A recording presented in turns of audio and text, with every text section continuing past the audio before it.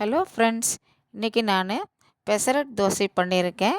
பச்சை பயிறு நல்லா 1 கிளாஸ் ஊற வச்சுருக்கேன். 1 ஸ்பூன் பச்சரிசி போட்டிருக்கேன். இது நல்லா 3 மணி நேரம் நல்லா ஊறிச்சு. ஊறின பிறகு நம்ம இப்போ அரைச்சிக்கலாம். 3 பச்சை மிளகா, கொஞ்சம் தேங்காய் போட்டிருக்கேன். நல்லா இது மாதிரி நைஸாக அரைச்சிக்கிட்டாச்சு. கொஞ்சம் உப்பு போட்டு நல்லா கலந்துக்கலாம்.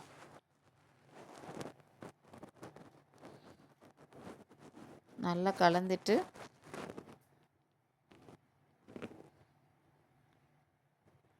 தோசைக்கல் நல்லா சூடாகிடுச்சு. இப்போ நம்ம கொஞ்சமாக ஊற்றி நல்லா மெலிசாக எடுத்துக்கலாம். இது அவ்வளோ ப்ரோட்டீன், அவ்வளோ ஒரு நல்லது இந்த தோசை.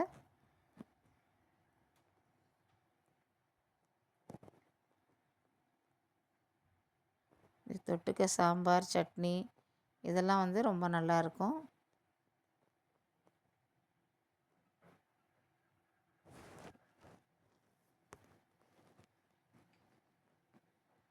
இது நல்லா மெலிசாக எடுத்துக்கலாம்.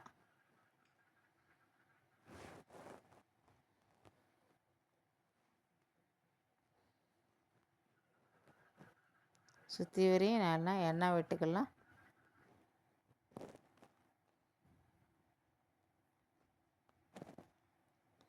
பெசரட் தோசை ரெடி.